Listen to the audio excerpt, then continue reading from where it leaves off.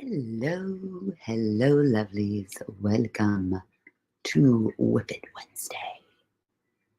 We are live. If you're with us, hello. If not, that's okay. Maybe I am Amber Lalana. I am the Crafty Hippie Witch. We are in High Vibe Handicrafts right now, and we are handicrafting it. We are doing all kinds of different projects today, making sure that we're getting things made for the farmers market. We're getting things made for our customers and all that good stuff. So we have a couple of things that I need to work on today. And we're doing earrings. I got some new colors yesterday. I'm so excited. So we got some orange. I got some orange yesterday. I had a special request this last farmer's market for a pair of orange earrings. She was the sweetest lady. And I'm like, I can do that. I don't have orange, but I have a reason to buy it now. So we are having orange earrings.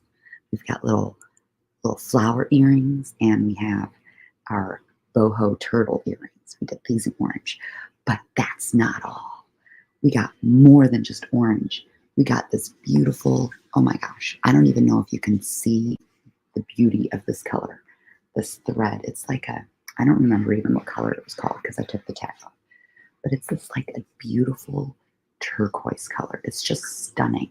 So I'm super excited to make some earrings out of this. I got a really pretty dark purple. It's called, what's it called? Purple. And then this is a mix. Like this. It reminds me of like a beach, like a beachy feel. And considering we're all about lake life over here, I think it'll work out really well for some things out here. So we've got this color. And then I just got done making this. I actually have to fix it and finish it. So this is a sling that we just got done making, right? Over the shoulder sling. But it's a little long. Not gonna lie, it's a little long. I'm going to undo my stitch and take off about, when I put my phone in here and my wallet, it weighed down to almost my knees. Not okay. So I'm thinking about 10 rows off. Actually, more like 20. 20 rows off might be good. So I'm going to take this apart and reattach that. It's unfortunate that I went a little long, but I still have to get the button on it right there. This is going to be a product. Okay. Hey. Yeah, it's awesome. It's awesome. So we're going to make a few of these, and we're going to make all kinds of different styles. I'm going to make a hippie, kind of like a hippie flower. We're going to make a peace sign. We're going to make a pentacle or pentagram. We're going to make all kinds of good stuff. We already made the evil eye protection symbol, so we're going to keep going with the bags because I like them. I'm digging them. I love that. I'm really loving this. And it's bigger than the other bag that I made.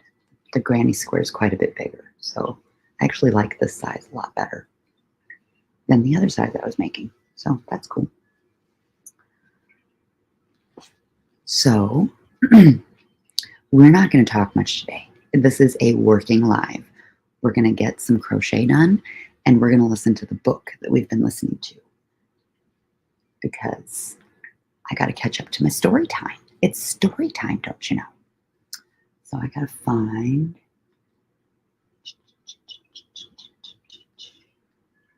where that book is.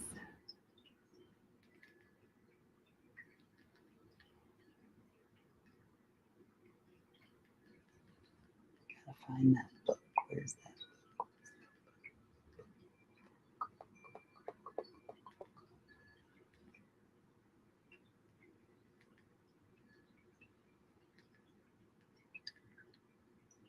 There we go.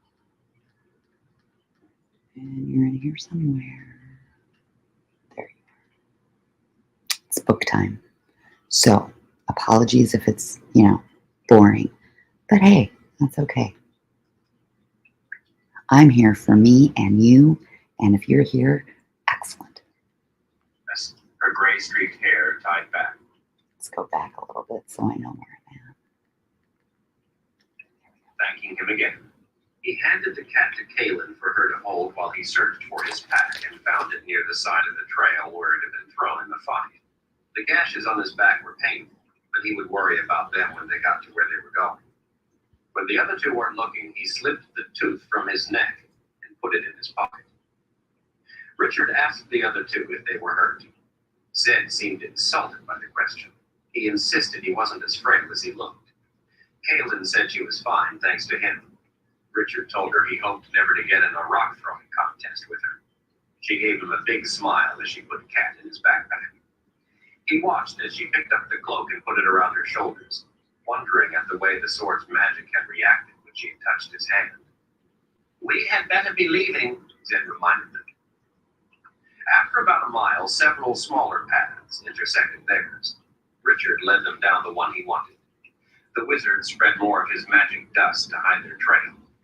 Their way was narrower now, so they walked single file, with Richard in the lead, Kaylin in the middle, and Zed in the rear. The three of them kept a wary eye to the sky as they walked along. Even though it was uncomfortable to do so, Richard walked with his hand on the hilt of the sword. Shadows in the moonlight swept back and forth across the heavy oak door and its iron-strapped hinges as the wind bowed branches close to the house. Kaylin and Zed didn't want to climb the spiked fence, so Richard had left them on the other side to wait. He was just starting to reach up to knock on the door when a big fist grabbed his hair and a knife pressed against his throat. He froze. "Chase?" he whispered hopefully. The hand released his hair. "Richard, what are you doing lurking about in the middle of the night? You know better than to sneak up to my place." "I wasn't sneaking. I didn't want to wake the whole house." "There's blood all over you. How much is yours?" "Most of it, I'm sorry to say." "Chase, go unlock your gate." Good morning, everybody. Welcome to the crochet hook along. Chase, cursing as he We're stepped gonna on hook twigs along and acorns with his and bare book feet, along. unlocked the gate and shepherded them all into the house. Emma Brandstone, Chase's wife, was a kind, friendly woman, always wearing a smile on her bright face. She seemed the complete opposite of Chase. No one would mortify if he thought she had intended one, while Chase's day wouldn't be complete unless he had. Emma was like Chase in one respect, though. Nothing ever seemed to surprise or fluster her. She was typically unruffled at this late hour as she stood in her long white nightdress, her gray-streaked hair tied back, making tea as the rest of them sat at the table. She smiled as if it were normal to have blood-streaked guests come visiting in the middle of the night. But then with Chase, it sometimes was. Richard hung his pack over the back of his chair, taking the cat out and handing him to Kaylin. She put him in her lap, where he immediately began purring as she stroked his back. Zed sat to his other side. Chase put a shirt on over his big frame and lit several lamps that hung from heavy oak beams. Chase had felled the trees, hewed the beams out, and placed them by himself. The names of the children were carved along the side of one. Behind his chair at the table was a fireplace made of stones he had collected and strapped over the years. Each had a unique shape, color, and texture. Chase would tell anyone who would listen where each had come from and what sort of trouble he had encountered in retrieving it. A simple wooden bowl full of apples sat in the center of the stout pine table. Emma removed the bowl of apples and replaced it with a pot of tea and a jar of honey, then passed around mugs. She told Richard to remove his shirt and turn his chair so she could clean his wounds, a task not unfamiliar to her. With a stiff brush and hot soapy water, she scrubbed his back as if she were cleaning a dirty kettle. Richard bit his bottom lip, holding his breath at times, and scrunched his eyes closed in pain as she worked. She apologized for hurting him, but said she had to get all the dirt out or it would be worse later. When she was finished cleaning the gashes, she patted his back dry with a towel and applied a cool salve, while Chase got him a clean shirt. Richard was glad to put the shirt on, as it provided him at least a symbol of protection from her further ministering. Emma smiled to the three guests. Would anyone like something to eat?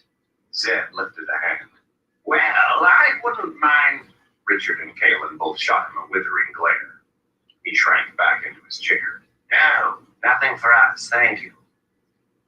Emma stood behind Chase, combing her fingers affectionately through his hair. He sat in undisguised agony, barely able to tolerate her public display of sentiment. At last, he leaned forward, using the excuse of pouring tea to put a stop. Chase pushed the across the table. Richard, for as long as I've known you, you've had a talent for sidestepping trouble.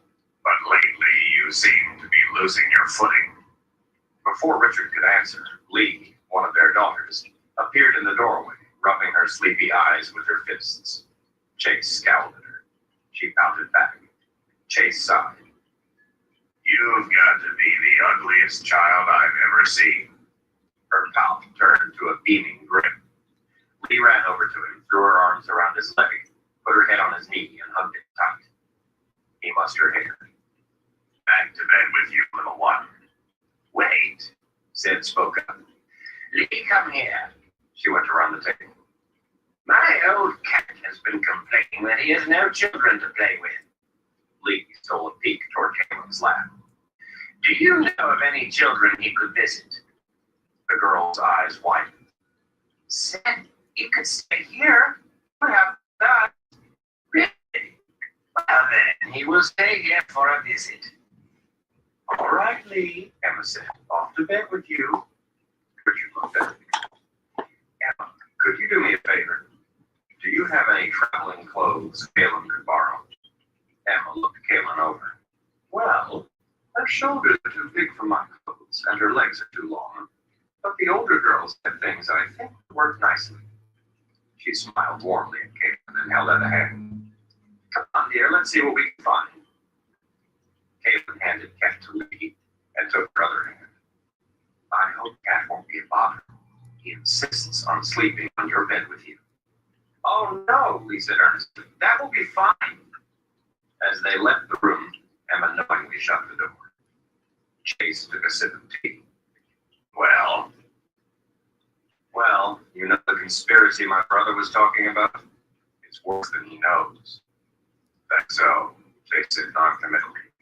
Richard pulled the sword of truth from its scabbard and laid it on the table between them. The polished blade gleamed. Chase leaned forward and put his elbows on the table, lifting the sword with his fingertips.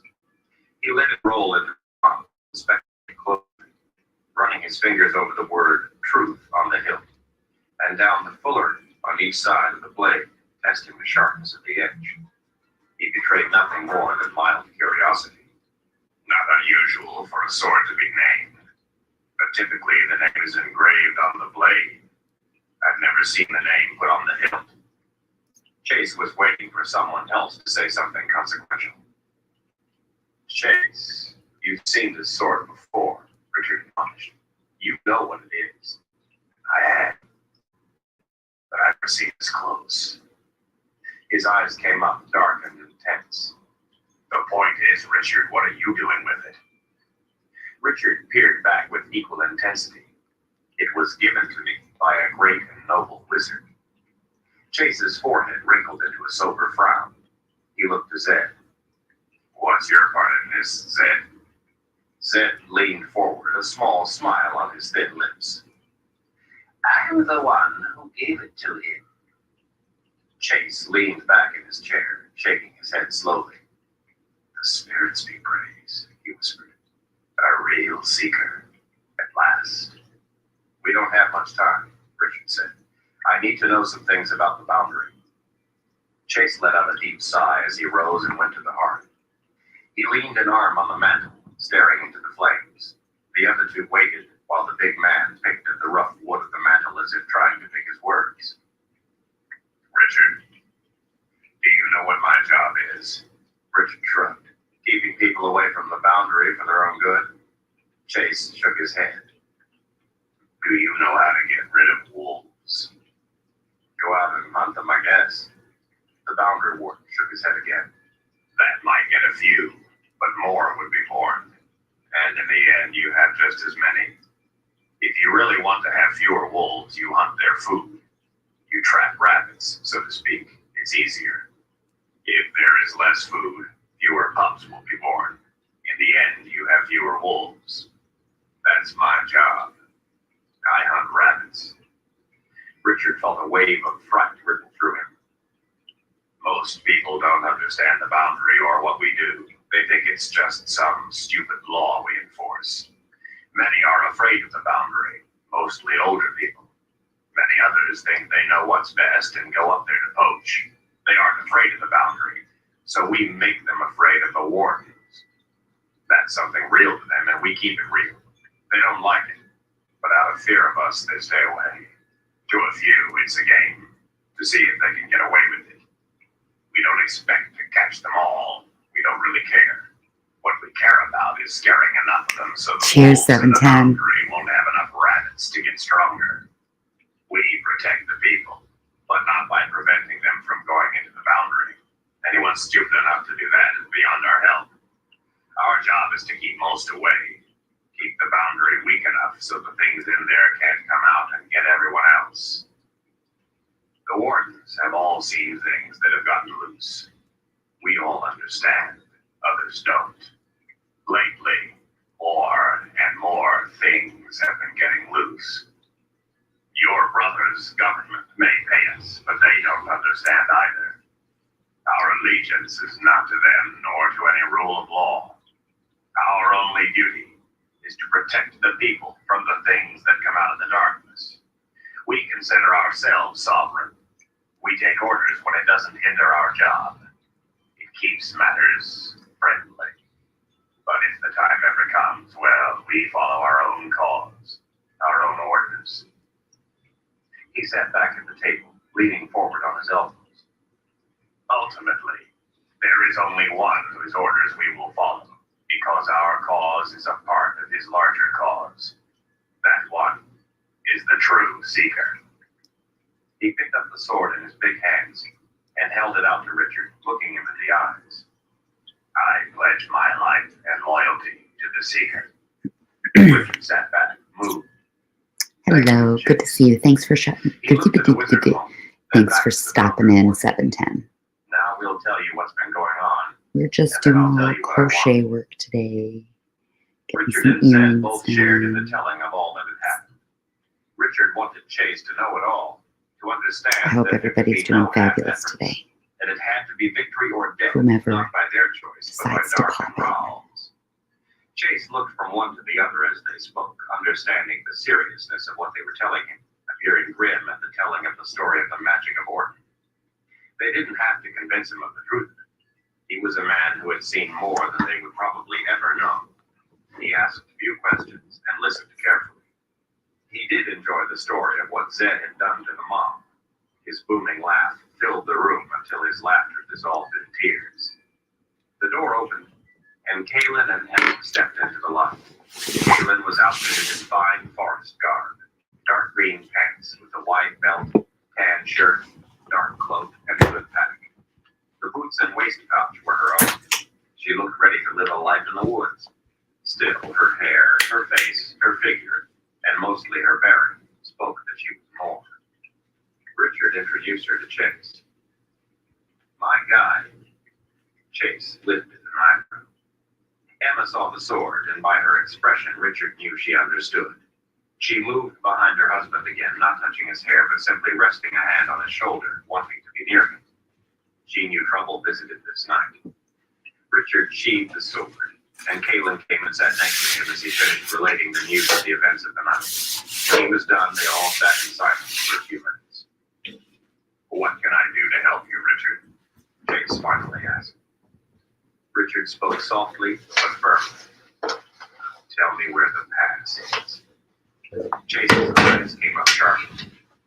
What pass? His old defensiveness was still in evidence. The pass across the boundary. I know about it, I just don't know exactly where it is. I don't have time to search. Richard didn't have time to play these games.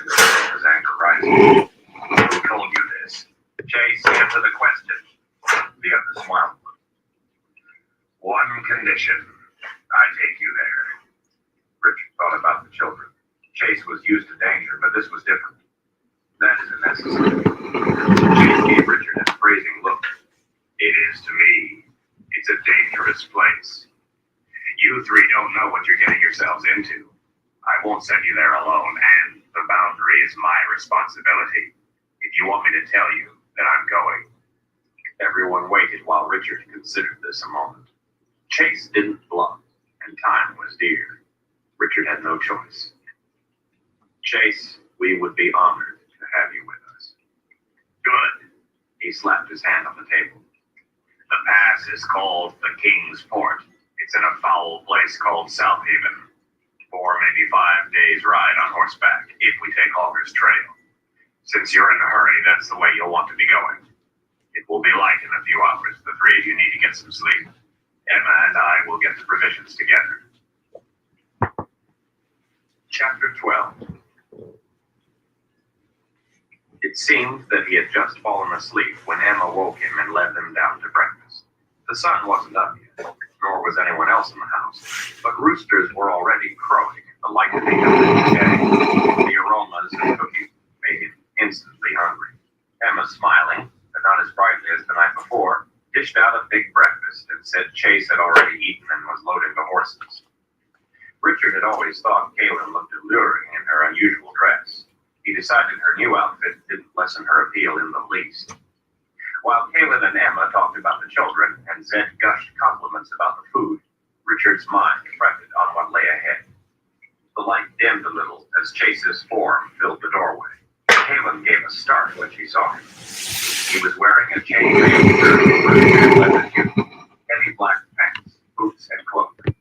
Black gauntlets were tucked behind a wide black belt with a large silver buckle emblazoned with the emblem of the boundary wardens. Strapped everywhere were enough armaments to outfit a small army. On an ordinary man, the effect would have been silly. On Chase, it was frightening. He was an image of overt threat, deadly with every weapon he carried. Chase had two basic expressions he wore most of the time. The first, a look of feigned, ignorant disinterest. The second, one that made him seem as if he was about to participate in a slaughter. He wore the second mistake. On their way out, Emma handed Zed a bundle. Fried chicken, she said. He gave her a big grin and kissed her forehead. Kaylin gave her a hug and promised to see that the clothes were returned. Richard bent and gave Emma a warm embrace. Be careful, she whispered in his ear. She gave her husband a kiss on the cheek that he accepted graciously. Chase handed Kaylin a sheathed long knife, telling her to wear it at all times. Richard asked if he could borrow a knife too, as he had left his home. Chase's fingers deftly found the strap he wanted among the tangle, freed it, and handed a knife to Richard. Kaylin eyed all the weaponry. Do you think you will need all those? He gave her a crooked smile. If I didn't take them, I know I would. The small company, Chase leading, followed by Zed, then Kaylin, with Richard bringing up the rear, settled into a comfortable pace through the Heartland woods. It was a bright autumn morning with a chill to the air. A hawk wheeled in the sky over their heads, a sign of warning at the beginning of a journey. Richard thought to himself that the sign was totally unnecessary. By mid-morning, they had left the Heartland Valley and passed into the Upper Bend Forest, joining Hawker's Trail below Trump Lake and turned south, with the snake-like cloud in slow pursuit. Richard was glad to be leading it away from Chase's house and children. He was troubled that they had to travel so far to the south to cross the boundary, for time was dear. But Chase had said that if there was another pass, he didn't know about it. Hardwood forests gave way to stands of ancient pines. Passing among them was like traveling through a canyon. The trunks soared to dizzying heights before the limbs branched out, and Richard felt small in the deep shade of the old trees. He had always been at ease traveling. He did it often, and the familiar places they passed made it seem to be just another trek. But this trip was not the same. They were going places he had never been. Dangerous places. Chase was concerned and had warned them. This alone gave Richard pause, for Chase was not a man to worry over nothing. In fact, Richard had often thought he worried far too little. Richard watched the other three as they rode. Chase, a black wraith upon his horse, armed to the teeth, feared by the people he protected as well as the ones he hunted, but somehow not by children. The wisp of a wizard stick-like Zed, unassuming, hardly more than a smile, white hair, and simple robes, content to carry nothing more than a bundle of fried chicken, but wielder of wizard's fire, and who knew what else. And Caleb, courageous, determined, and keeper of some secret power, sent to threaten a wizard into naming the seeker. The three of them were his friends, yet each in their own way made him uneasy. He wondered who was more dangerous. They followed him unquestioningly, yet led him at the same time. The three of them all sworn to protect the seeker with their lives, and yet none of the small company, singly or together, was a match for Dark and Rawl. The whole of their task seemed hopeless. Zed was already into the chicken. Periodically, he would toss a bone over his shoulder. After a while, he thought to offer a piece to the others. Chase declined as he kept up a continual scan of their surroundings, paying particular attention to the left side of the trail, to the boundary. The other two accepted. The chicken had lasted longer than Richard thought it would. When the trail widened, he brought his horse up with Caleb's and rode next to her. She took off her cloak as the day warmed and smiled over to him with the special smile she never gave anyone else. Richard had a thought. Said, "Is there anything a wizard can do about that cloud?" The old man squinted up at it, then peered back at Richard. "That idea has already come into my head. I think there might be, but I want to wait a while longer until we are farther away from Chase's family. I don't want to lead a search to them." In the late afternoon, they came upon an old couple, woods people whom Chase knew. The four brought their horses to a halt while the boundary warden spoke with the couple. He sat relaxed on his mount, leather creaking, as he listened to them repeat rumors that they had heard about things coming out of the boundary. Richard now knew them to be more than rumors. Chase treated the couple with respect, as he did most people. Nevertheless, they were clearly afraid of him. He told them he was looking into the matter and advised them to stay inside at night.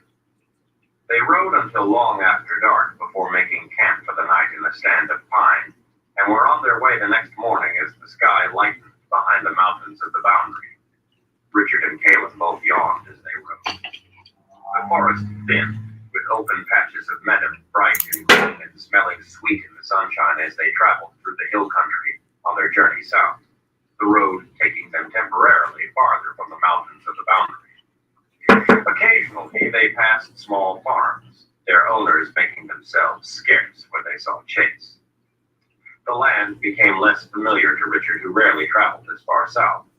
He kept a sharp lookout, making note of the landmarks they passed. After they ate a cold lunch in the warm sun, the road began angling steadily closer to the mountains, until in the late afternoon they were so close to the boundary that they began encountering the gray skeletons of trees killed by the snake vine. Even the sun did little to brighten the dense woods. Chase's demeanor became distant, harder, as he observed everything carefully. Several times he dismounted, walking his horse as he studied the ground, reading tracks.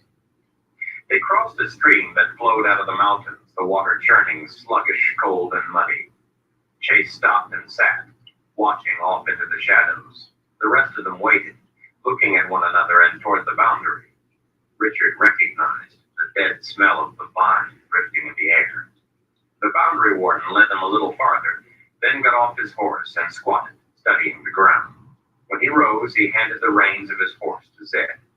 He turned to them and said simply, "Wait." They watched him disappear into the trees as they sat quietly. Kalen's big horse shivered flies off its hide as it nibbled grass.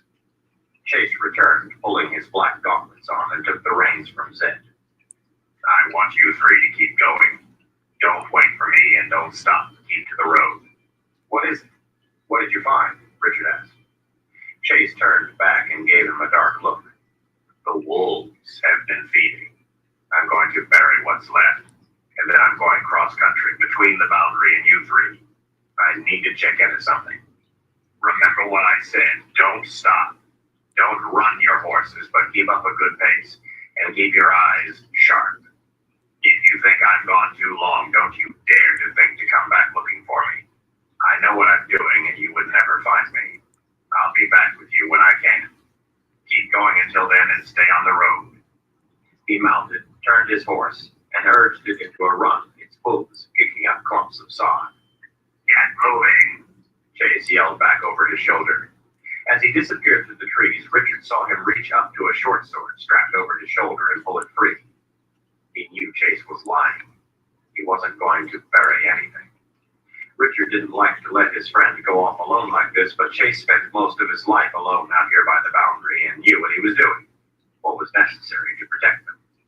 Richard had to trust his judgment. You heard the man, the seeker said. Let's go. As the three rode on through the boundary woods, rock outcroppings grew in size and twisted their route one way and then the other.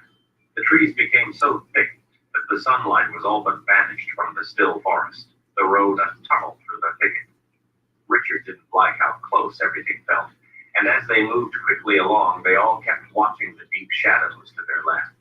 Branches hung across the road, forcing them to duck under as they passed.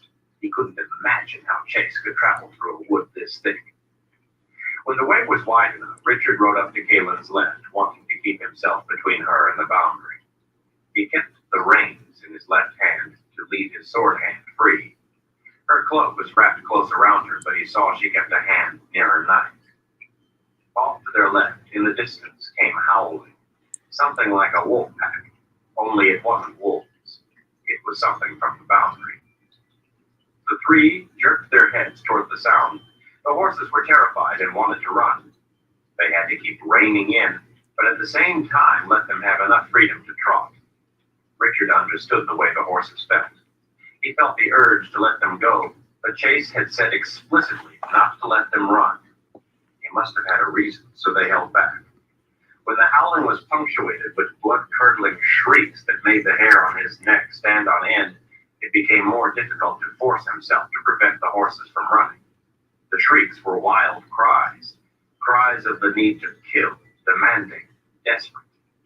The three rode in a trot for almost an hour, but the sound seemed to follow them. There was nothing they could do but continue listening as they went to the beasts from the boundary. Unable to stand it any longer, Richard pulled his horse to a halt and faced the woods. Chase was out there alone with the beasts. He couldn't bear any longer to let his friend face it alone. He had to help. Zed turned. We have to keep moving, Richard. He may be in trouble. We can't let him do this alone. It's his job. Let him do it. Right now, his job isn't to be a boundary warden. It's to get us to the pass. The wizard rode back and spoke softly. That's the job he's doing, Richard. He's sworn to protect you with his life. That is what he is doing. Seeing to it you get to the pass. You have to get it through your head. What you are doing is more important than one man's life. Chase knows that. That's why he said not to come back for him. Richard was incredulous. You expect me to let a friend get himself killed if I can help prevent it? The sounds of howling were getting closer. I expect you not to let him die for nothing. Richard stared at his old friend. But maybe we can make the difference. And maybe not. The horses stamped about skittishly. Zed is right, Kaylin said. Going after Chase is not the brave thing to do. Going on when you want to help is. Richard knew they were right, but loathed admitting it. He looked angrily toward Kaylin. You may be in his position one day. Then, what would you have me do? She looked at him evenly. I would have you go on. He glared at her, not knowing what to say. The shrieks from the woods were closer. Her face showed no emotion. Richard, Chase does this all the time. He will be all right, Zed offered reassuringly. I wouldn't be surprised if he was having a good time. Later on, he will have a good tale to tell. You know Chase. Some of the tale might even be true. Richard was angry at the two of them and at himself. He kicked his horse out ahead, taking the lead, not wanting to talk anymore. They left him to his thoughts, let his horse trot ahead. It made him angry that Kaylin would think he could leave her like this. She was no boundary. He didn't like that saving them might mean letting them get killed. It didn't make any sense. At least he didn't want it to make any sense. He tried to ignore the shrieks and howls off in the woods. After a time, the cries fell farther behind. The woods seemed devoid of life, no birds or rabbits or even mice, only the twisted trees and bramble and shadows. He listened carefully to make sure he heard the other two following. He didn't want to turn and look, didn't want to face them. After a while, he realized the howls had stopped. He wondered if that was a good sign or not. He wanted to tell them he was sorry, that he was just afraid for his friend, but he couldn't. He felt helpless. Chase would be all right, he told himself. He was the head of the boundary wardens, not a fool, and he wouldn't go into anything he couldn't handle. He wondered if there was anything Chase couldn't handle. He wondered if he would be able to tell Emma if something happened to her husband. He was letting his imagination run away with him. Chase was fine. Not only was he fine, but he would be furious with Richard for thinking these thoughts, for doubting him. He wondered if Chase would return before nightfall. Should they stop for the night if he didn't? No, Chase had said not to stop. They would have to keep going all night if necessary until he rejoined them. He felt as if the mountains were looming over them, ready to pounce. He didn't think he had ever been this close to the boundary. As concerned as he was about Chase, his anger faded. Richard turned and looked back at Caleb. She gave him a warm smile, and he returned it, feeling better. He tried to imagine what the woods here had looked like before so many trees died. It might have been a beautiful place, green, snug, safe. Maybe his father had come this way when he had crossed the boundary, traveled this very road with the book. He wondered if all the trees near the boundary died before it fell. Maybe they could just wait until this one fell too and then go across. Maybe they didn't need to go so far out of their way to the south, to Kingsport. But why should he think going south was out of the way? He didn't know where to go in the Midlands. So why was one place better than another? The box that he sought could just as easily be in the south as farther north. The woods were getting gloomier. Richard hadn't been able to see the sun for the last couple of hours, but there was no doubt it was setting. He didn't like the idea of traveling these woods at night, but the idea of sleeping in them seemed worse. He checked to make sure the other two were staying close. The sound of running water came faintly through the evening stillness, swelling as they rode, and in a short distance they came to a small river with a wooden bridge over it. Just before they crossed, Richard stopped. He didn't like the look of it. Inexplicably, something felt wrong. Being careful couldn't hurt. He led his horse down the bank and peered underneath. The support beams were anchored to iron rings and granite blocks. The pins were missing. Someone tampered with the bridge. It will support the weight of a man, but not a horse. Looks like we're going to have to get wet. Zed scowled. I don't want to get wet. Well, do you have a better idea? Richard asked. Zed drew his finger and thumb down opposite sides of his smooth chin. Yes, he announced. You two go across. I will hold up the bridge. Richard looked at him, as if the wizard had lost his senses. Go on, he will be all right. Zed sat up tall on his horse, held his arms out straight to his sides, palms up, tilted his head back, breathed deeply, and closed his eyes. Reluctantly, cautiously, the other two crossed the bridge. On the other side, they turned their horses and looked back. The wizard's horse began walking across unprompted, while Zed continued to hold his arms out, his head tilted back and his eyes closed. When he reached their side, he brought his arms down and looked at the other two. Richard and Caleb stared at him. Maybe I was wrong, Richard said. Maybe the bridge would hold the weight. Zed smiled. Maybe you were. Without looking back, he snapped his fingers. The bridge collapsed into the water with a crash. The beams groaned as they were torn apart from one another in the current and swept downstream. Then again, maybe you were. I couldn't leave it like that. Someone might come across and be hurt. Richard shook his head. Someday, my friend, we are going to sit down and have a long talk. He turned his horse and started off again. Zed looked at Caleb and shrugged. She smiled and gave him a wink, then turned and followed after Richard.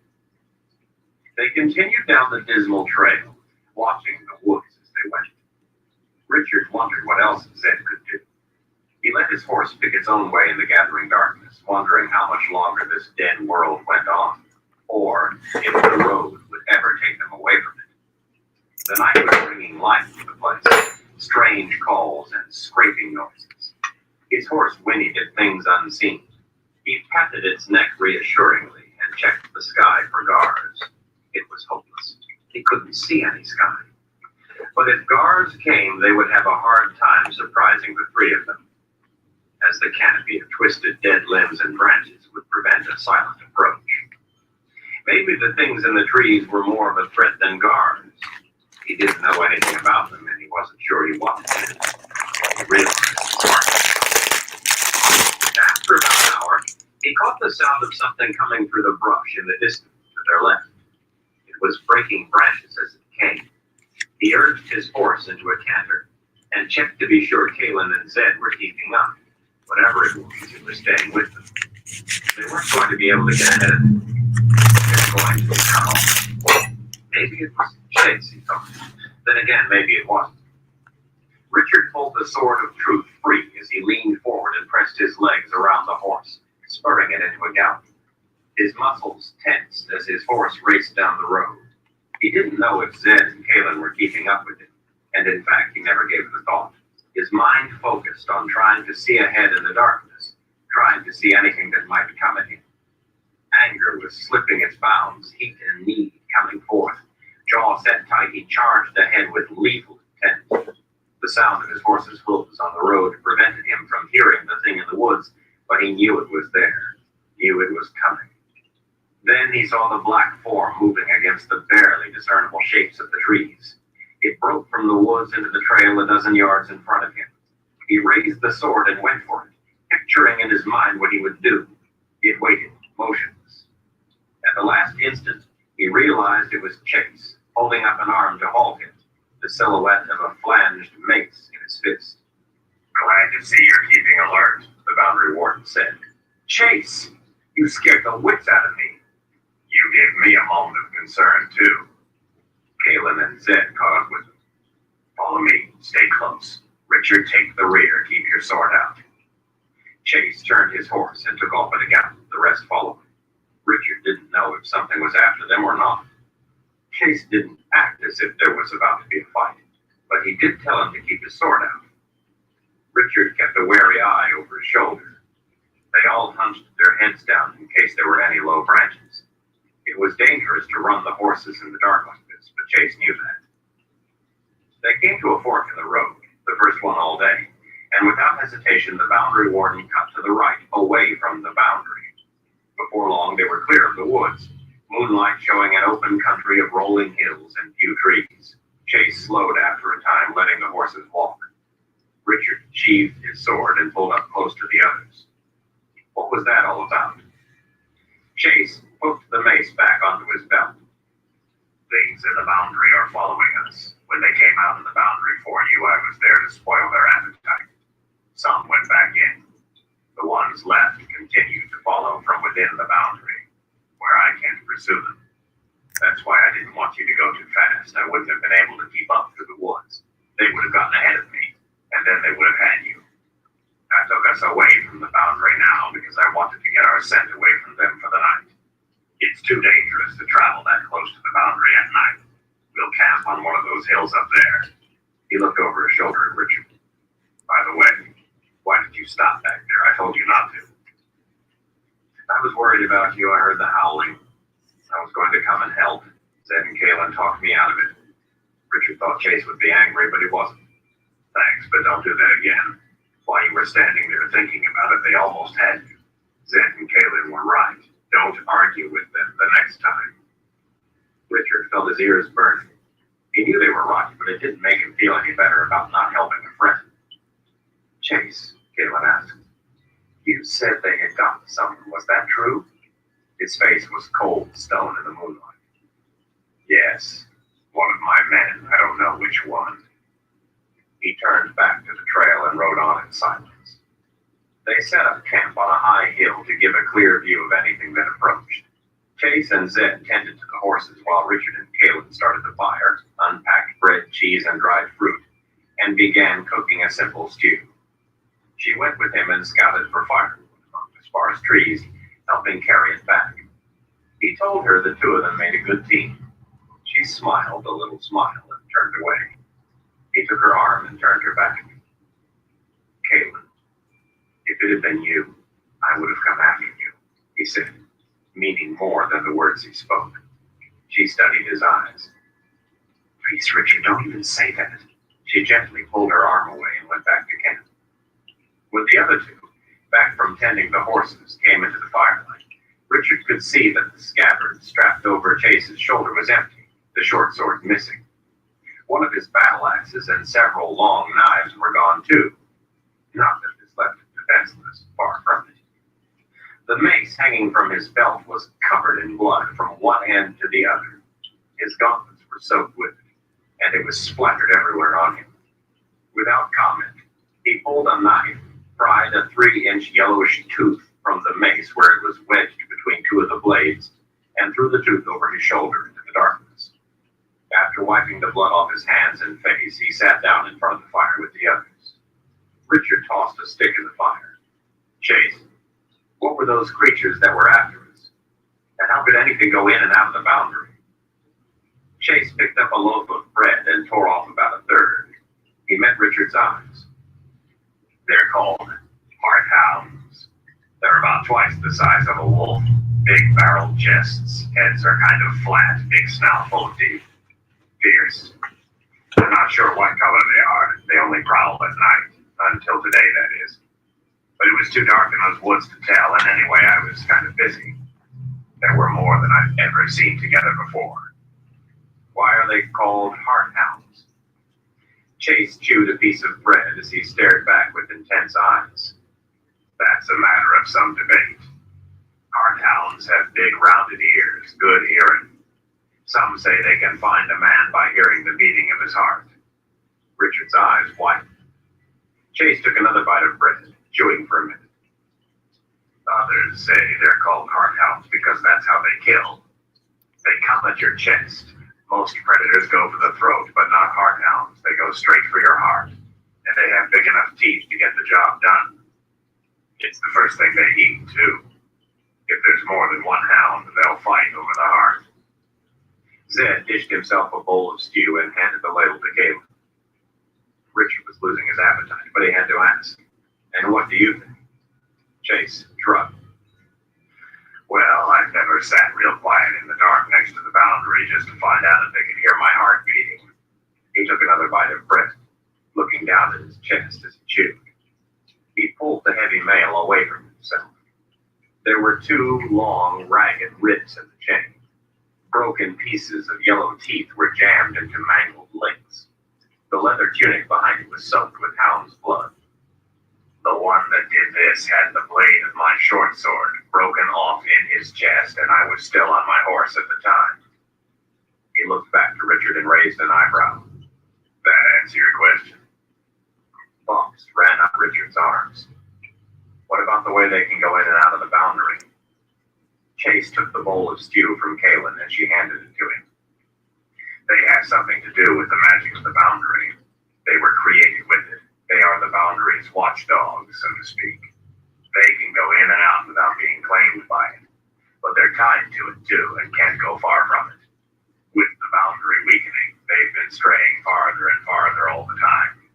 That makes traveling Hawker's Trail dangerous, but to go another way would add a good week to the journey to Kingsport. The cutoff we took is the only one that veers away from the boundary until we get to Southaven. I knew I had to reach you before you passed it, or we would have had to spend the night back there with them. Tomorrow, in the daylight when it's safer, I'll show you the boundary, how it's weakening. Richard nodded as they all went back to their own thoughts. They are tan, Caleb said softly. They all turned to her. She sat staring into the fire. The hounds are tan with short fur, like that on the back of a deer. They are seen everywhere now in the Midlands, having been released from their bonds when the other boundary failed. Crazed with lack of purpose, now they even come out in the daytime. The three men sat motionless, considering her words. Even Zed stopped eating. Great, Richard said under his breath. And what else does the Midlands have that is even worse? He didn't mean it as a question or as a curse of frustration. The fire crackled, warm on their faces. Kaylin's eyes were in a faraway place. Dark and wrong, she whispered. Chapter 13. Richard sat away from the camp, leaning against a cold rock, his cloak wrapped tightly around himself as he looked out towards the boundary. What little wind there was bore a breath of ice. Chase had given him the first watch. Zed was to have the second, and the warden the third. Kaylin had protested when she wasn't given a watch, but in the end went along with Chase's wishes. Moonlight illuminated the open land between where he sat and the boundary. It was an expanse of gentle hills, a few trees and small streams, a pleasant-looking place considering how near it was to the grim boundary woods. Of course, the woods had probably been pleasant at one time, too, before Dark and Rawl had put the boxes in play and started the destruction of the boundary. Chase had said he didn't think the Hart Hounds could stray this far, but if he was wrong, Richard intended to see them coming. He ran his hand over the hilt of his sword for reassurance, fingering the word truth on it, tracing its raised letters absently while he scanned the night sky, vowing not to let the guards take him by surprise again. He was glad he was given the first watch, since he wasn't sleeping. He was fatigued, but not sleepy. Still, he yawned. The mountains that were part of the boundary lay off at the edge of darkness, beyond the tangled mat of woods rising up like the spine of a dark beast too big to hide itself. Richard wondered what manner of things were looking back at him from that black maw. Chase had said the boundary mountains diminished as they went south, and would be all but gone where they were going. Unexpectedly, Kaylin, her cloak also wrapped snug about, slipped up silently in the darkness and wedged herself tight against him for warmth. She didn't talk, simply sat close. Stray wisps of her silky hair touched the side of his face. The handle of her knife jabbed into his side, but he didn't say anything for fear that if he did, she would move away.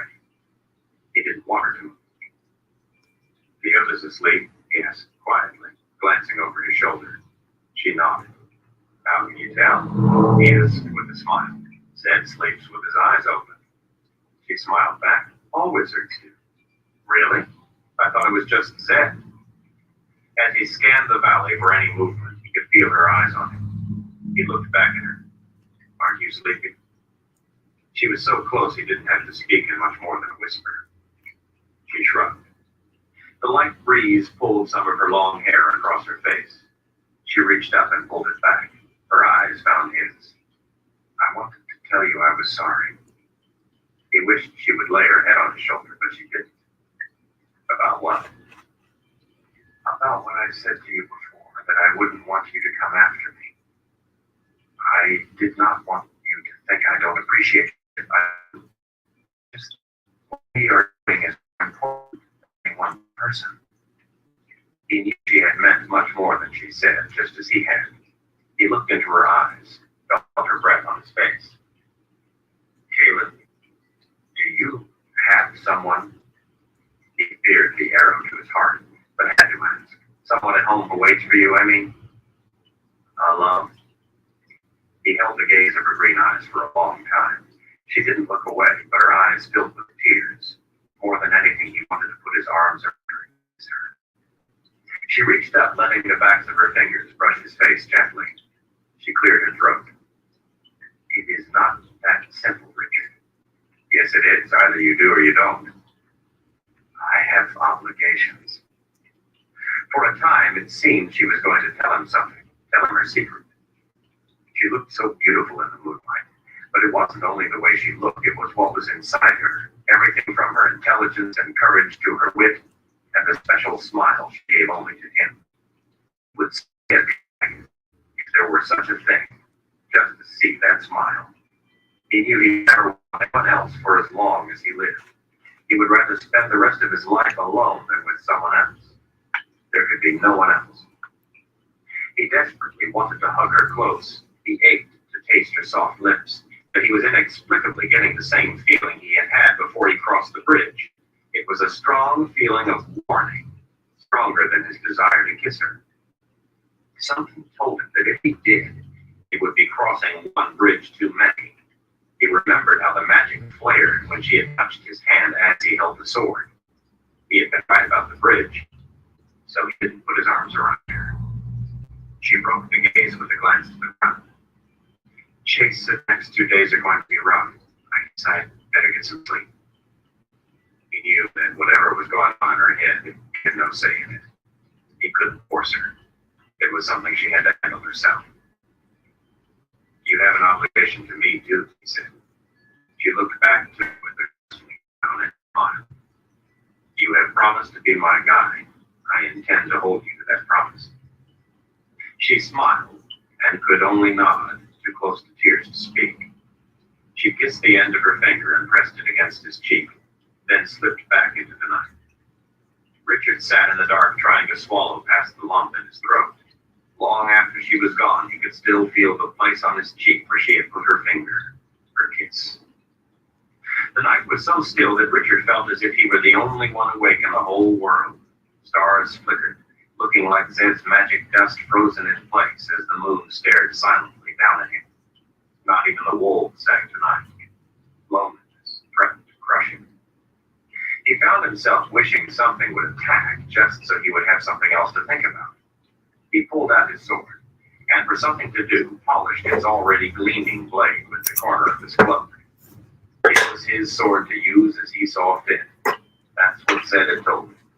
Whether Kaelin liked it or not, he was going to use it to protect her. She was hunted. Anything that tried to touch her was going to have to come through his sword first. The thought of her hunters, the quads, and Dark and Rahl made his anger heat. He wanted them to come now so he could put an end to the threat.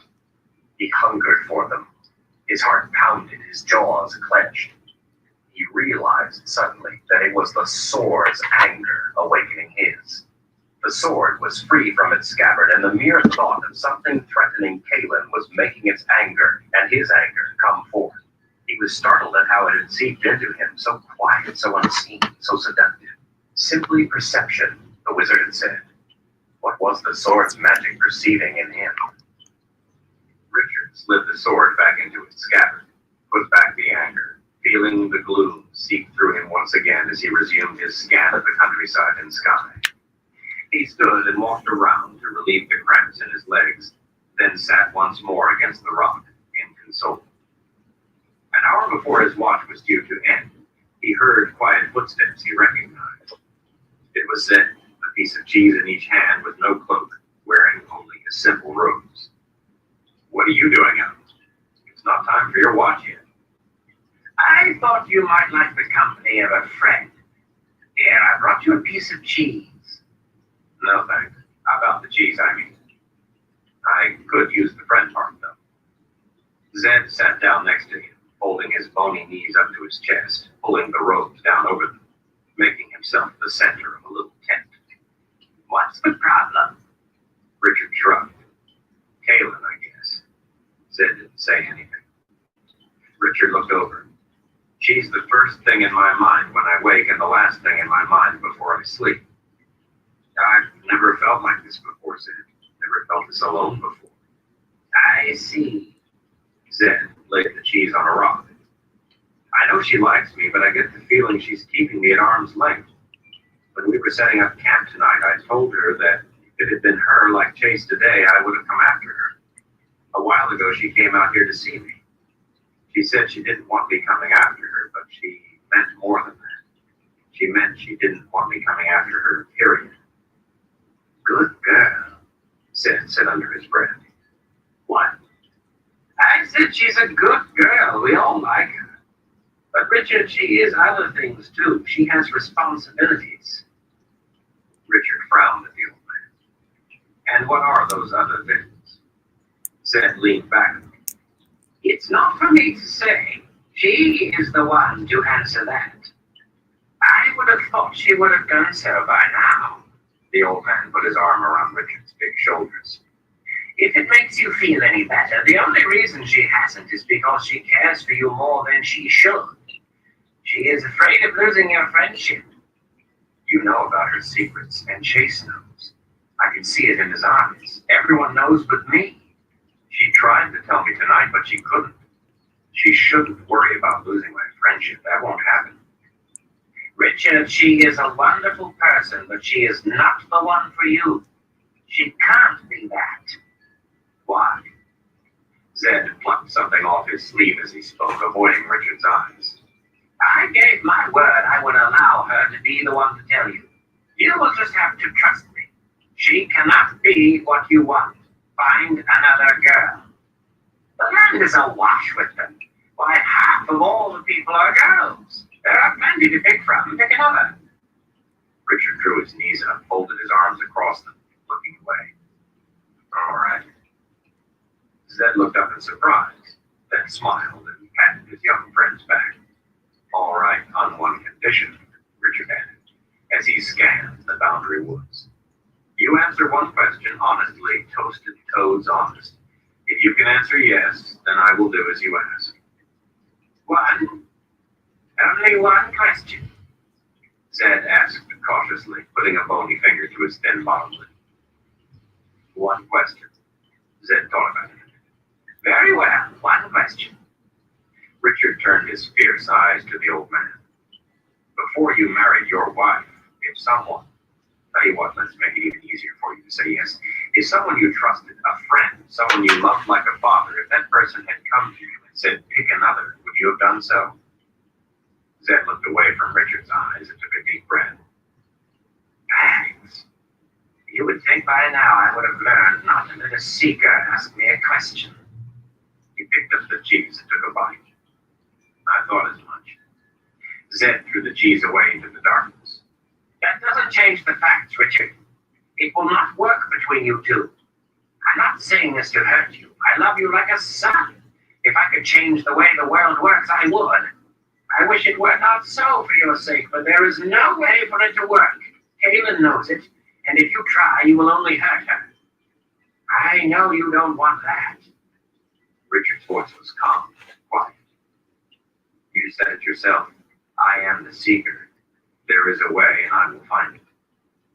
Zed shook his head sadly. I wish it were so, my boy, but it is not. Then what am I to do? Richard asked in a broken whisper. His old friend put his skinny arms around him and hugged him close in the darkness. Richard felt numb.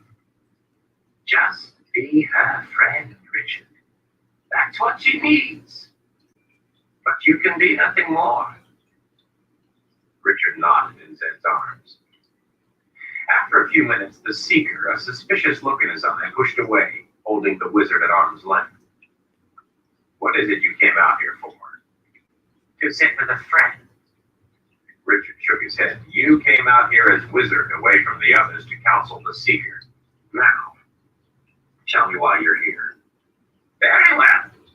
I came here in my capacity as wizard to tell the seeker he almost made a serious mistake today.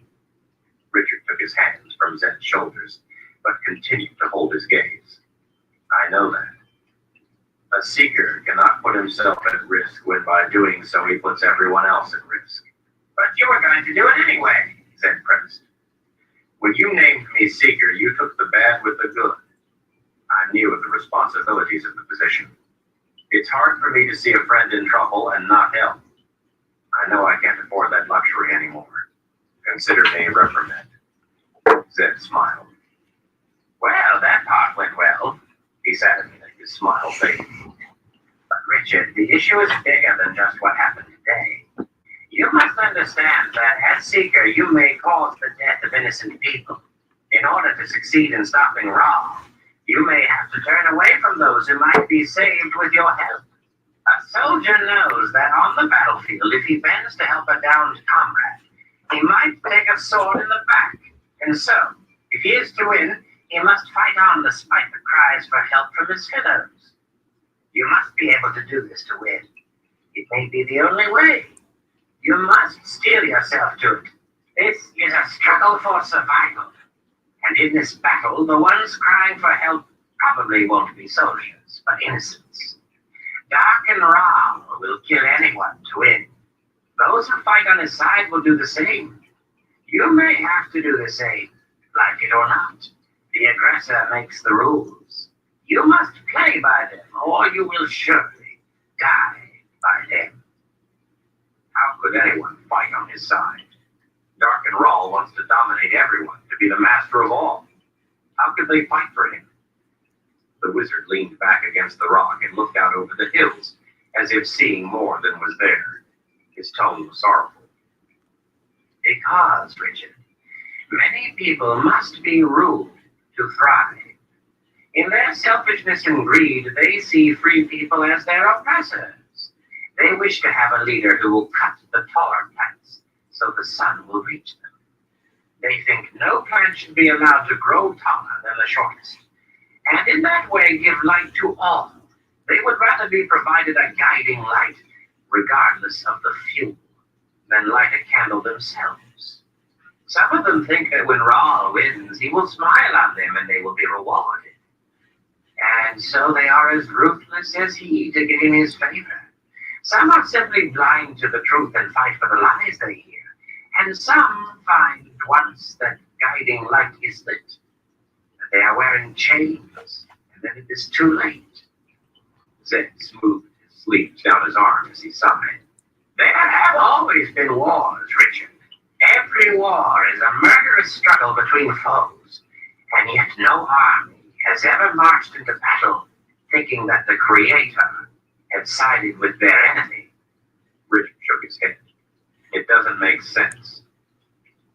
I am quite sure that Rawl's followers think that we are bloodthirsty monsters capable of anything.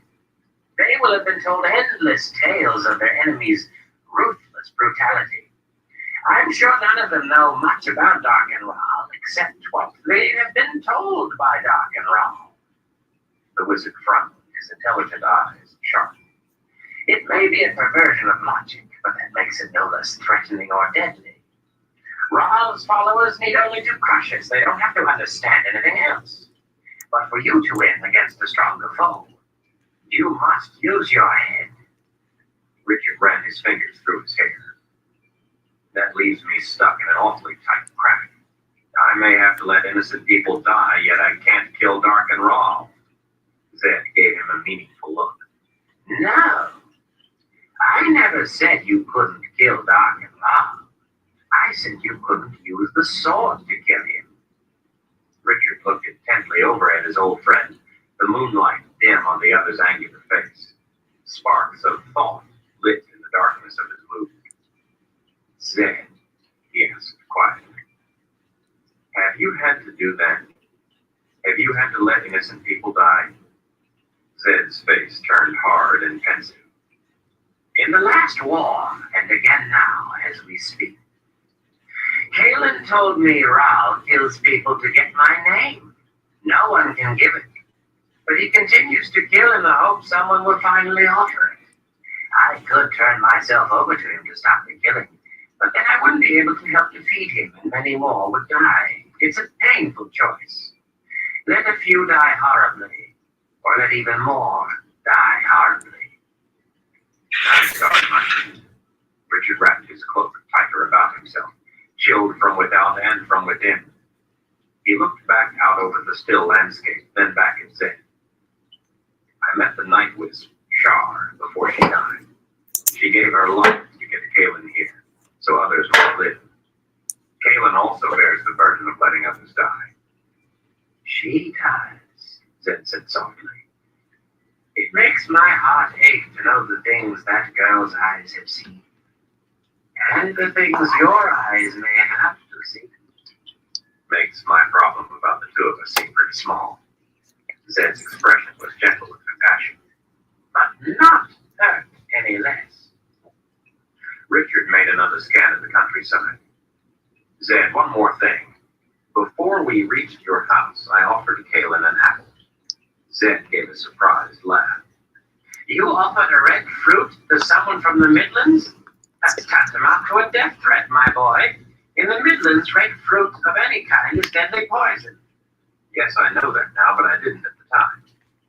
Zed leaned over, lifting an eyebrow. What did she say? Richard looked at him sideways. It isn't what she said, it's what she did. She grabbed me by the throat. For a moment, I could see in her eyes that she was going to kill me. I don't know how she was going to kill me, but I'm sure she was going to do it. She hesitated long enough for me to explain. The point is, she was my friend, and she had saved my life several times, but in that instant, she was going to kill me. Richard paused. That's part of what you were saying, isn't it? Zed let out a long breath and nodded. It is. Richard, if you suspected I was a traitor, weren't sure, just suspected, and you knew that if it were true, our cause would be lost, would you be able to kill me? If you had no time or way to find the truth, only the strong belief I was a traitor, and only you knew, could you kill me on the spot? Could you come at me, your old friend with lethal intent, with enough violence to see the job done? Zed's stare burned into him. Richard was stunned. I don't know. Well, you had better know that you could, or you have no business going after Rob. You won't have the resolve to live, to win. You may be called upon to make a life and death decision instantly. Kaylin knows this. She knows the consequences if she fails. She has the resolve. She hesitated, though. From what you're saying, she made a mistake. I could have overpowered her. She should have killed me before I had a chance to. Richard frowned. And she would have been wrong. Zed shook his head slowly. Don't flatter yourself, Richard. She had her hand on you. Anything you would have done wouldn't have been quick enough.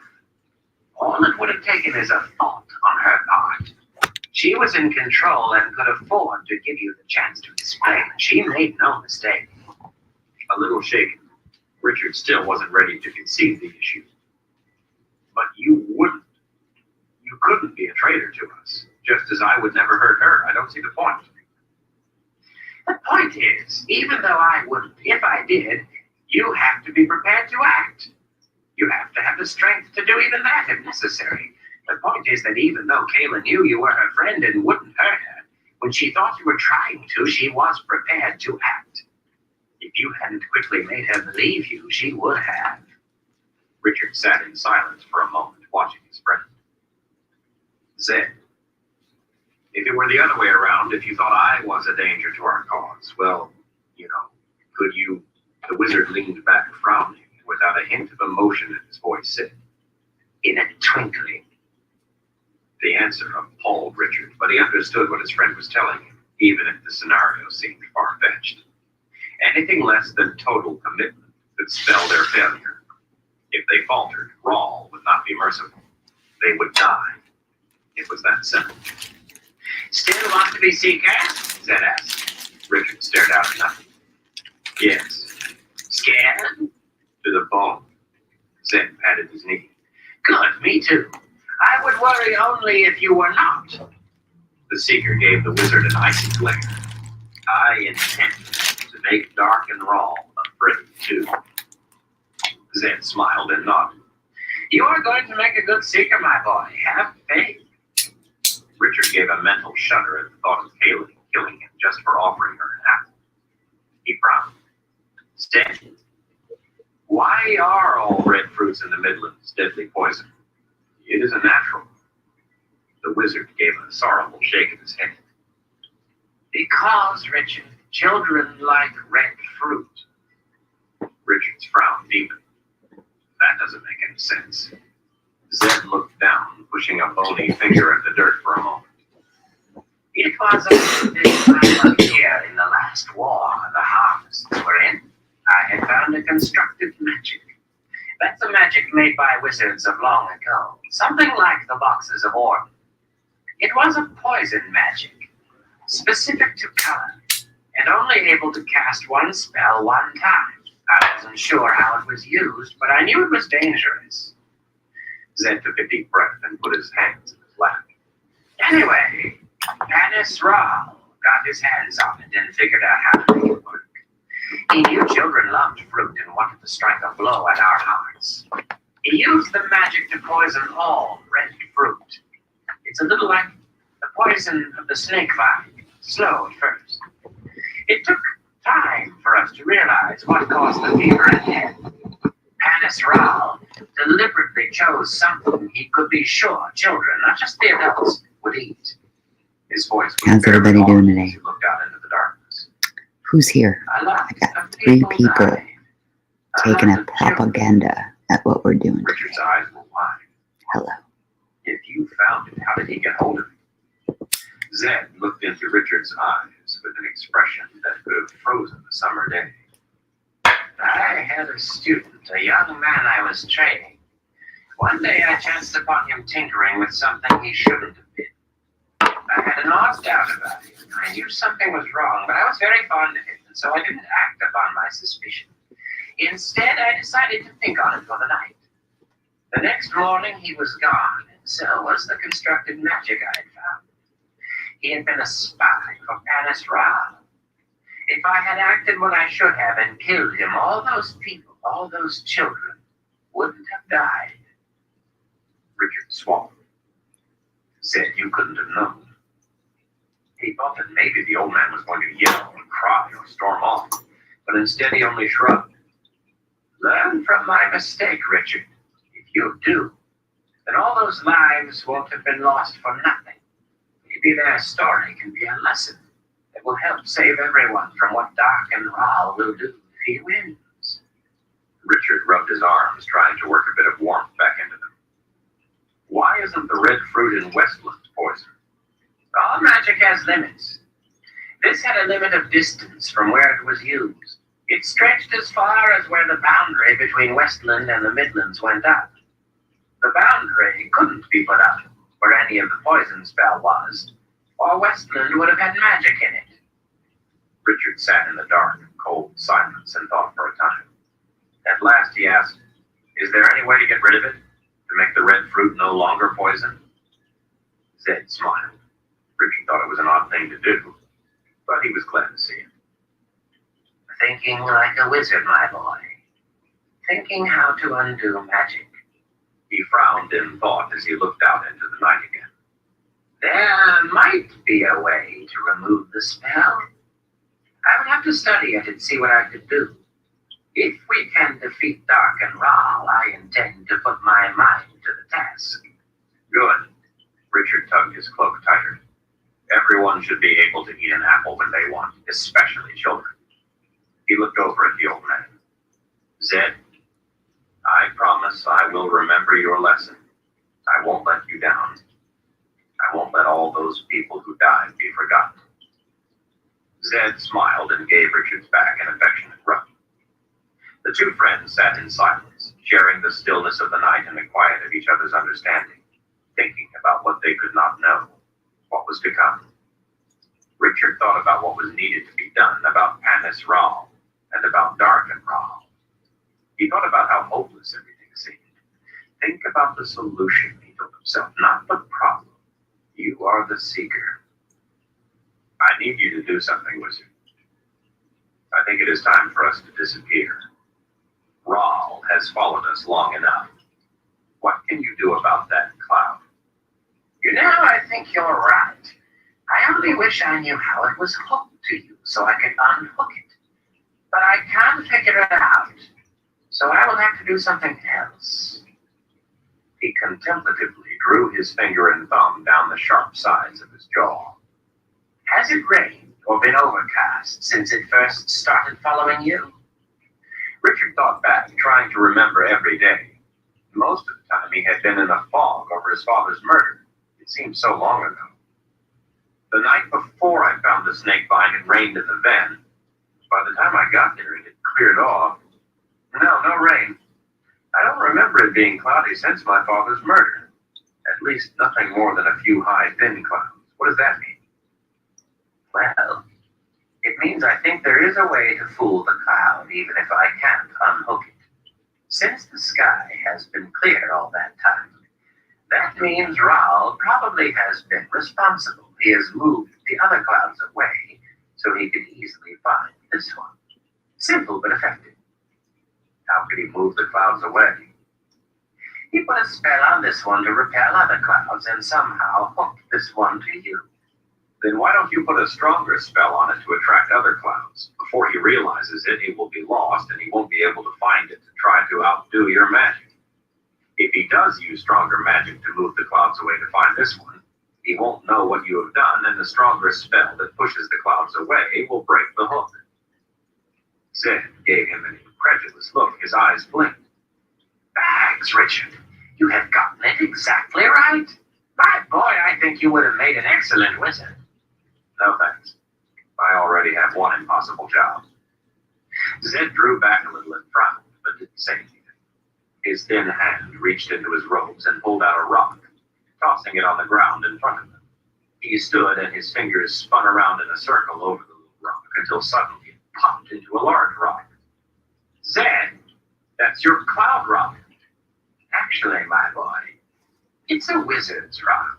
My father gave it to me long ago. The wizard's fingers stirred faster and faster until light came forth, sparkles and colors swirling around. He continued to stir, mixing and blending the light. There was no sound, only the pleasant smell of the spring rain.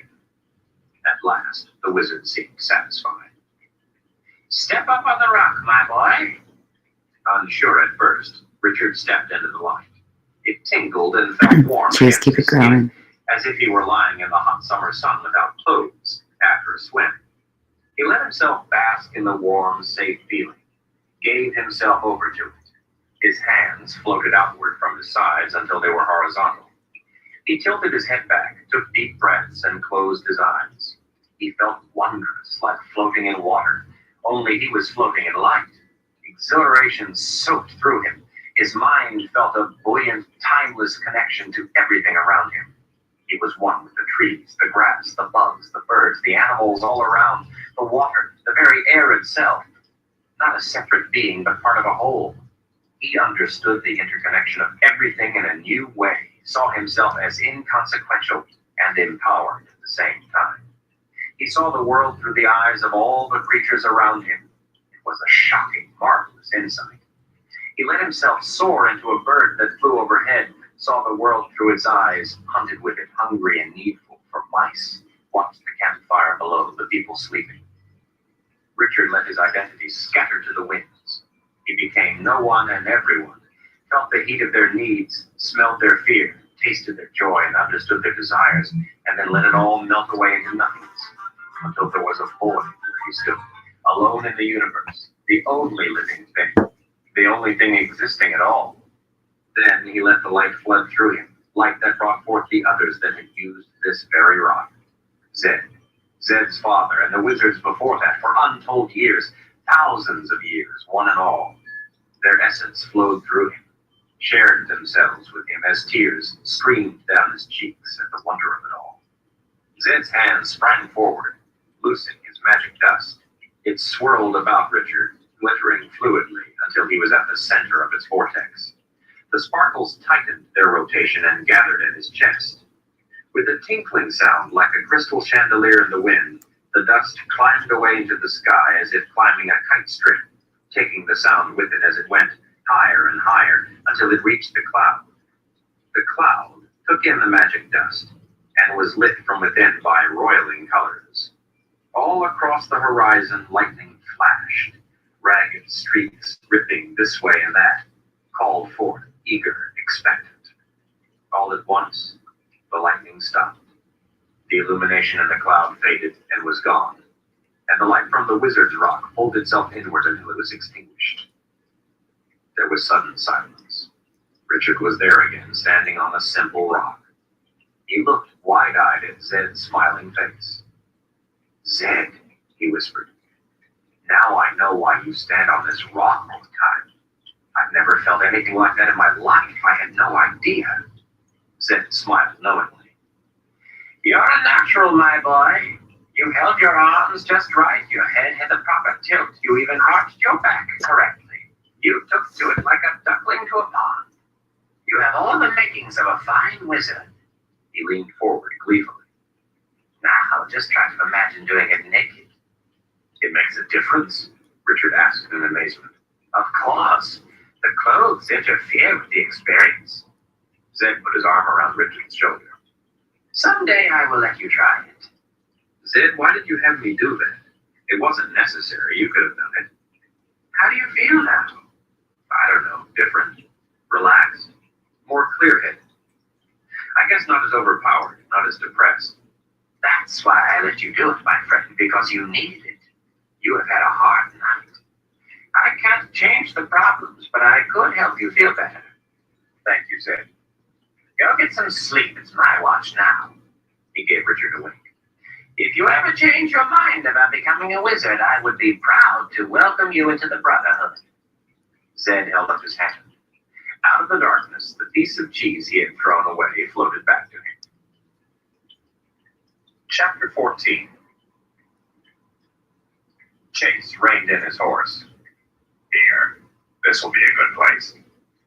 He led the other three off the trail through an open tract of long dead spruce, the silver-gray skeleton standing bare of all but a few branches and an occasional wisp of dull green moss. The soft ground was littered with the rotting corpses of the former monarchs.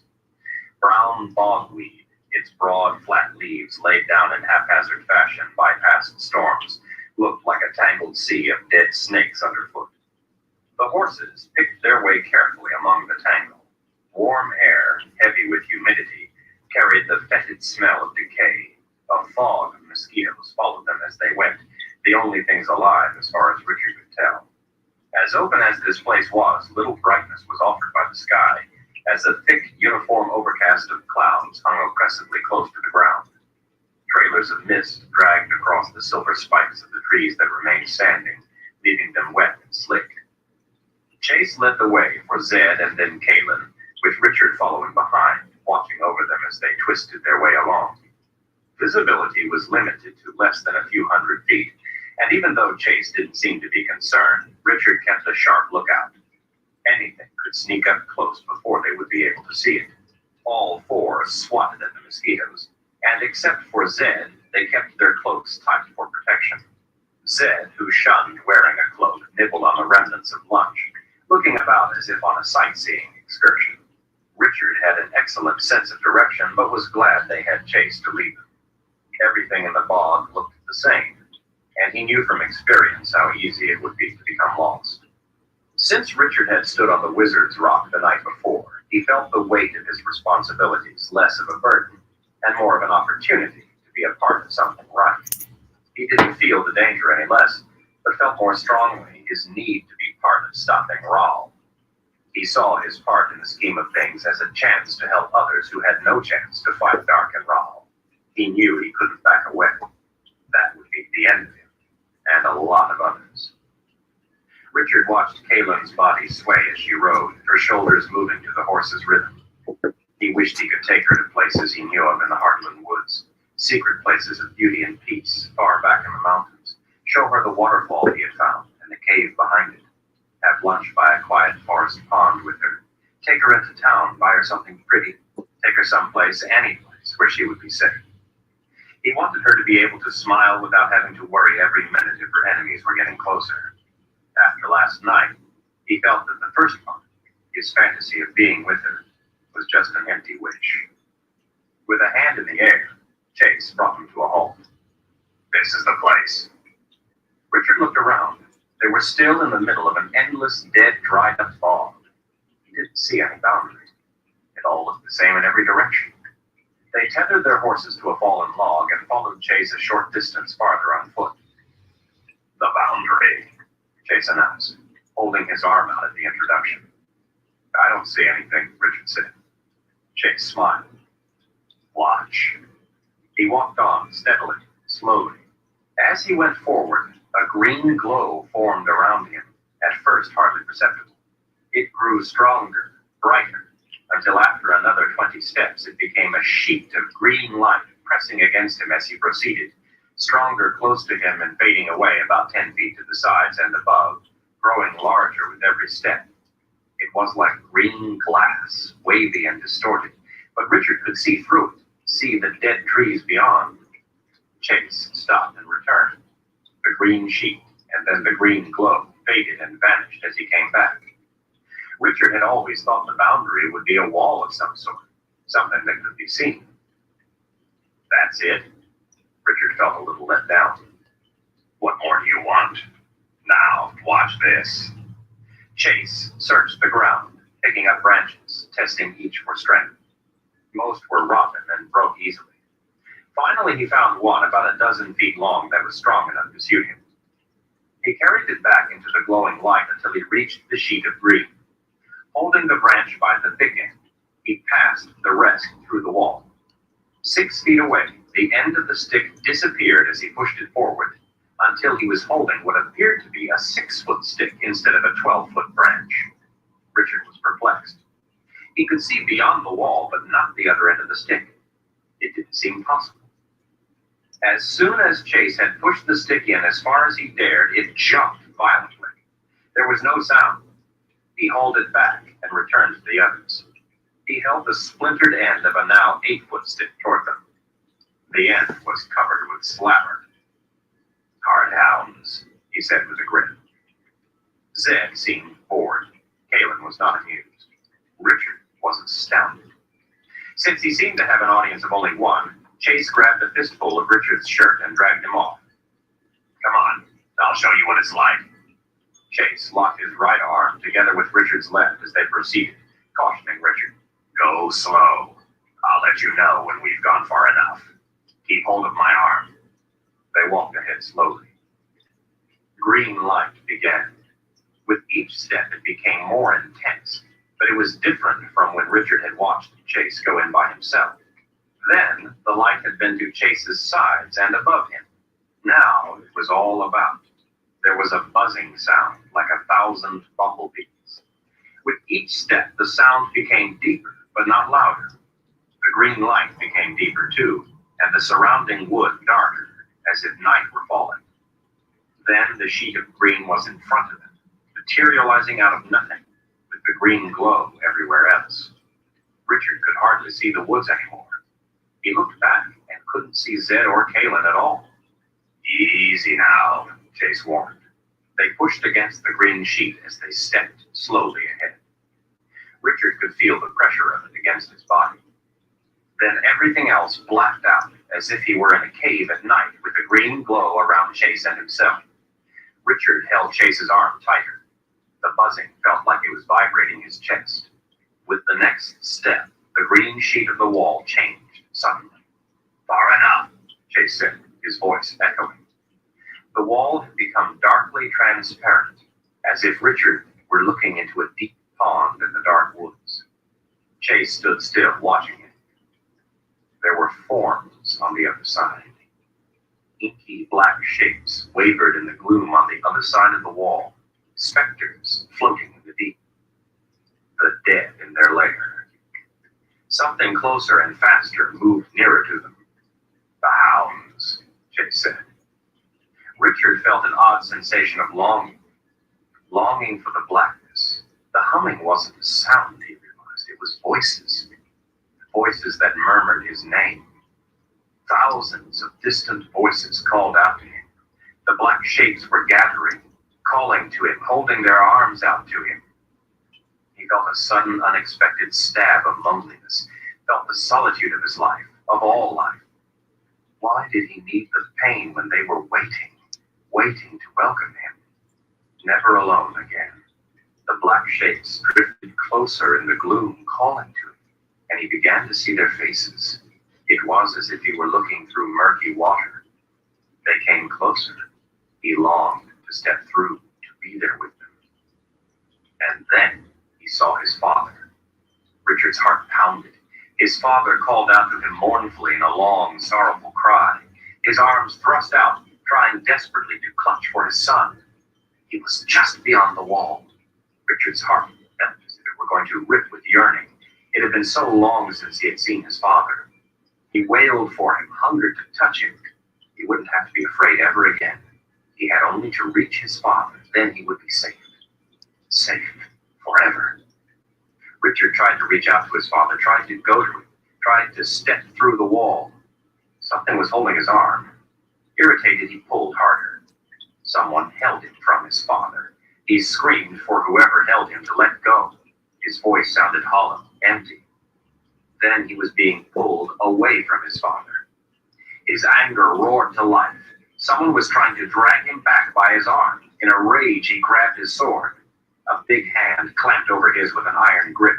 Screaming in unrestrained fury, he struggled mightily to free the sword, but the big hands held tight, dragging him, stumbling from his father. Richard struggled, but was hauled away. The green wall came up suddenly in place of the darkness as he was pulled back. Chase was dragging him away from it through the green light. The world returned with a sickening jolt. The dry, dead fog returned. Suddenly aware, Richard was appalled at what he had almost done. Chase released his sword hand, shaking. Richard put it on the big man's shoulder for support, struggling to catch his breath as they stepped out of the green light. Relief washed over him. Chase leaned over him, searching his eyes. "All right." Richard nodded, too overwhelmed to speak. The sight of his father had brought back the devastating grief. He had to concentrate just to breathe, to stand. His throat hurt. He realized he had been choking, but hadn't been aware of it at the time. Terror raced through Richard's mind as he realized how close he had come to stepping through the wall to death. He had been totally unprepared for what had happened. If Chase hadn't been there holding on to him, he would be dead now. He had tried to give in to the underworld. He felt as if he didn't know himself. How could he have wanted to give himself over to it? Was he that weak, that frail? Richard's head swirled with pain. He couldn't clear the vision of his father's face from his mind, the way his father longed for him, called to him, so desperate. He ached to be with him. It would have been so easy. The image haunted his mind, refusing to let go. He didn't want to let it go. He wanted to go back. He could feel the pull, even as he resisted. Kaylin was there, waiting for them at the edge of the green light as they emerged. She swept her arm protectively around his waist and tugged him away from Chase. With her other hand, she grabbed hold of his jaw, turning his head, making him look at her. "Richard, listen to me. Think of something else. Concentrate. You have to think of something else. I want you to remember every intersection on every trail in the Heartland. Can you do that for me, please? Do it now. Remember every one for me." He nodded and started to remember the trails. Caleb turned to Chase in a fury, slapping him across his face as hard as she could. "You bastard!" she screamed. "Why would you do that to him?" Throwing all her weight into it, she slapped him again, her hair tossing across her face. Chase didn't try to stop her. "You did it on purpose. How could you do that?" She swung at him a third time, but this time he grabbed her wrist in mid-swing. "Do you want me to tell you, or do you wish to go on hitting me?" She jerked her hand away, glaring at him, her chest heaving. Some of her hair was stuck sideways across her face. "Going through King's Port is dangerous. It isn't straight through. It twists and turns. Some places it's very narrow, the two walls of the boundary almost touching. One step either way and you're gone. You've been to the boundary, so has Zed. You both understand. You can't see it until you start in. Otherwise, you don't know where it is. I only know because I've spent my life out here. It's even more dangerous now because it's failing. Even easier to walk through it. When you get in the pass, if something started chasing you, Richard could run into the underworld without even knowing what it was. That's no excuse. You could have warned him. I've never had a child yet who had the proper respect for fire until they put their hand in it once. No amount of telling is worth doing it once. If Richard didn't understand what it was like before he went into Kingsport, he wouldn't come out the other side. Yes, I took him in there on purpose. To show him. To keep him alive. You could have told him." Chase shook his head. "No. He had to see it." "Enough," Richard said, his head clear at last. They all turned to him. "Day?" Okay.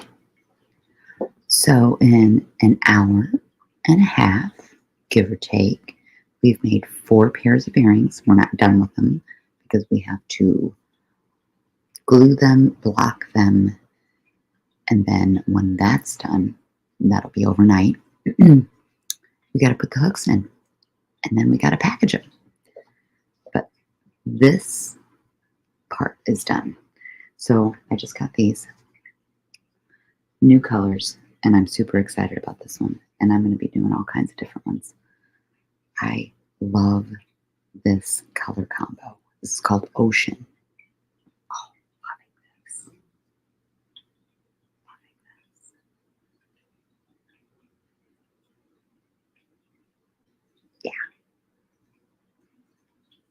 I'm glad I got this. This looks beautiful. It's beautiful. Okay, everybody, it's been real. It's been fun. It's been real fun. I'm glad you stopped by, took a look at what we're doing today while we whip it Wednesday. We're listening to the book. I'm going to continue listening and I'm going to continue doing other things, but it's time to move around a little bit. So it's time to get up, do some stretching, do some moving, because we're sitting too long. All right, everybody. Cheers. Thank you for stopping by and checking out the Crafty Hippie Witch. Moi, Amber Lalana.